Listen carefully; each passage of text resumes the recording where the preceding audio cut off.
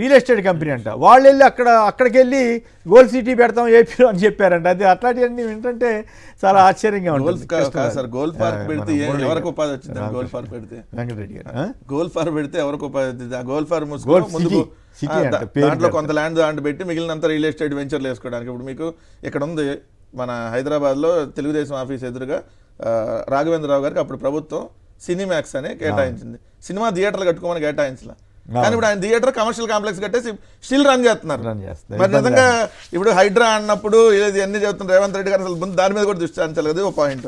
రెండో వచ్చేటప్పుడు సార్ ఇక్కడ మీరు అన్నట్టుగా ఆ రోజు ఏదైతే మీరు అన్న ఈ సజ్జన్ జిందాల్ జేఎస్డబ్ల్యూ గ్రూప్ జగన్మోహన్ రెడ్డి గారు ఉన్నప్పుడు కడపలో స్టీల్ ప్లాంట్కి 8,800 కోట్లతో ఆల్రెడీ శంకుస్థాపన చేస్తే ఆయన వర్క్ నడుస్తూ ఉంది. రెండోది ఇప్పుడు ఆ వర్క్ కూడా ఆగిపోయిద్ది అనేటటువంటి అనుమానాలు కలుగుతా ఉన్నాయి. ఎందుకంటే ఆయన మీద కక్షపూరితంగా ఇప్పుడు ప్రభుత్వం వెళ్ళింది.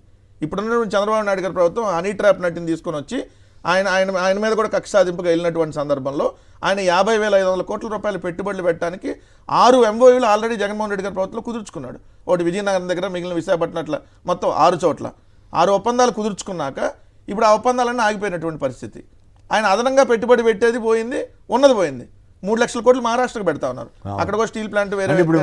అప్పుడు జరిగిన ఎవరు వెళ్ళకపోయినా తరిమేశారు. ఇప్పుడు తరుగుతుంది చంద్రబాబు గారి ప్రభుత్వం అవుతుంది కదా, రెడ్ బుక్ పుణ్యం అని. సార్ అంతే. ఇప్పుడు మన దాల్మియా గ్రూప్కు సంబంధించిన 11 లారీలని ఈ కూటమి నాయకులు తగలబెట్టారు. 11 లారీలని తగలబెట్టారు మన జమల్మడుగు సార్. ఇక్కడ మన దీనికి సంబంధించి దాల్మియా అదాని గ్రూప్కి సంబంధించిన దగ్గర కృష్ణపట్నం దగ్గర. అట్లానే మీకు సోమిరెడ్డి చంద్రమోహన్ రెడ్డి వెళ్ళి కూడా అదాని గ్రూప్కి సంబంధించి వాటాలు కావాలని చెప్పి వాళ్ళ లోపలికి పోర్టులోకి వెళ్ళినటువంటి సందర్భం. సెక్యూరిటీ అతనితో కదా గొడవపడి లోపలికి వెళ్ళని లేదు. ఫస్ట్ ఏంటంటే ఆయన దీనికి సంబంధించి ప్రతిదానికి వీళ్ళ కమిషన్లు కావాలి. మీకు ఎందుకు ఎమ్మెల్యేలే కొట్టుకుంటున్నారు చూసారు కదా, దానికి సంబంధించి కావాలి అని చెప్పి వాటాలు కావాలి, అక్కడ మాకు నెల దీనికి సంబంధించి కమిషన్లు కావాలని.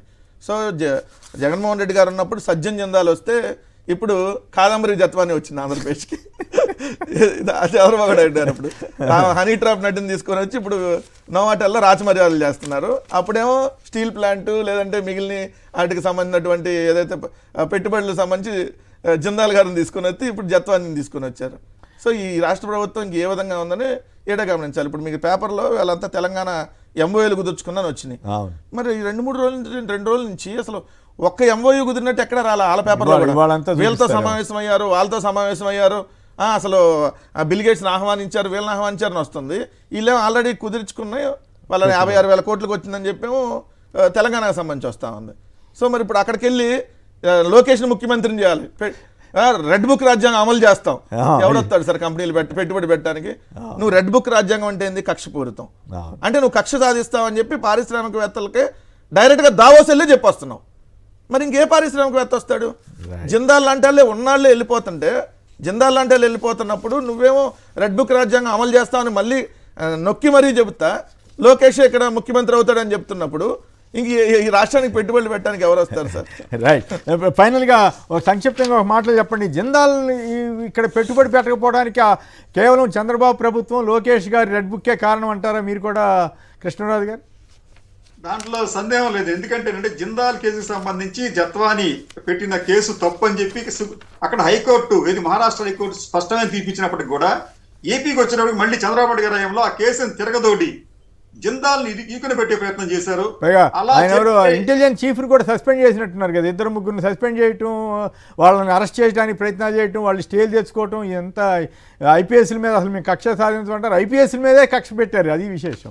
సంబంధించి ఐపీఎస్ మీద కక్ష సాధింపు చేయటం ఇవన్నీ ఇప్పుడు ఇట్లా చేస్తా ఉంటుంటే ఏ పారిశ్రామికవేత్త రారండి?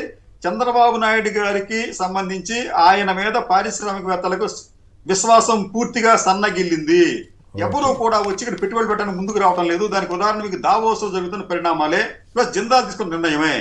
రైట్. నిజంగానే అయ్యా చంద్రబాబు గారు, మీకు ఆంధ్రప్రదేశ్ మీద ఏమాత్రం ప్రేమ అభిమానం ఉన్న ప్రజల మీద ఆ రెడ్ బుక్ అనేది మేము తీసేసాము. రెడ్ బుక్ లేదు, ఏమీ లేదు, కక్ష లేదు, ఏమీ లేదు, ఎవరు వచ్చినా స్వాగతిస్తాము. మేము ఇట్లాంటి ఎవరన్నా నిజంగా మేజర్గా మిస్టేక్ జరిగితే ఎవడెవడో దారిపోయేవాడు పెట్టే కేసులు కాకుండా ఏమైనా జరిగితే కేసులు పెడతాం తప్ప ఇట్లాంటి అరాచకపు చెయ్యం అని చెప్పగలిగిన రోజునే ఆంధ్రప్రదేశ్కి మంచి జరుగుతుంది తప్ప మీరు పైకేమో ఒక రకంగా లోపల ఒక రకంగా చేస్తే ఉపయోగం ఉండదు.